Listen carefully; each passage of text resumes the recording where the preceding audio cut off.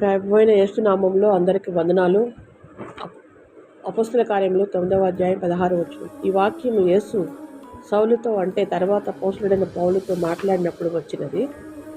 సౌలు అప్పటి వరకు క్రైస్తవులను హింసించాడు, తరిమేశాడు, యేసు పేరును అపహాసించేవాడు. కానీ దమస్కు మార్గంలో యేసు అతడిని ఆపాడు, పట్టుకున్నాడు. అక్కడ యేసు సౌలు జీవితాన్ని మార్చేశాడు. అప్పటి వరకు యేసును విరోధించిన వ్యక్తి యేసు కోసం ప్రాణం పెట్టే మనిషిగా మారిపోయాడు, మార్చేశాడు.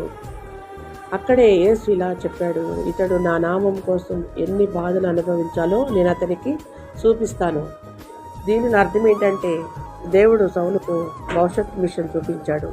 యేసు ఇలా చెప్తున్నాడు, ఇక నుంచి నువ్వు నా కోసం జీవించాలి, నా కోసం మాట్లాడాలి, నా కోసం నిలబడాలి. ఇది కేవలం సేవ కాదు, తన జీవితం మొత్తం బలిదానం కావాలని యేసు అతనికి తెలియజేశాడు.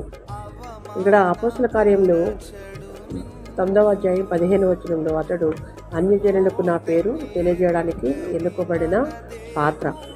ఇక్కడ దేవుని నామం కోసం బాధ అనేది శాపం కాదు, పిలుపు.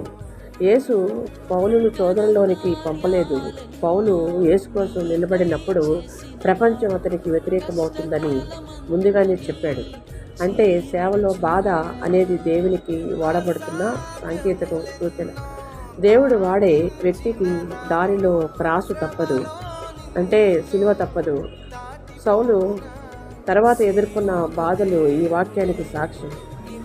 కొరింథీయులకు రాసినటువంటి 2వ పత్రిక 11వ అధ్యాయం 23వ వచనం నుండి 28వ వచనం వరకు పౌలు ఇలా అన్నాడు, కొరడాలతో కొట్టబడడం, రాళ్లతో కొట్టబడటం, జైలులో ఉండటం, సముద్రంలో మునిగిపోవడం, ఆకలి, దాహం, ఇవన్నీ అతడు యేసు మాట ప్రకారం అనుభవించాడు.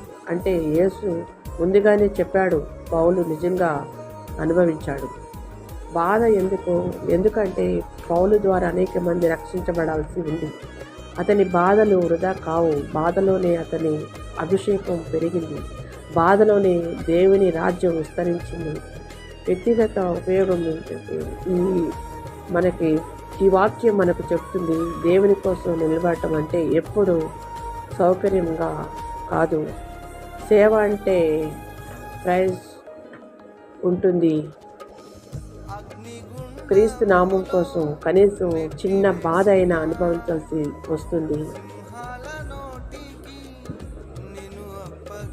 కానీ అలాంటి వారిని దేవుడు ప్రత్యేకంగా వాడతాడు. ఇక్కడ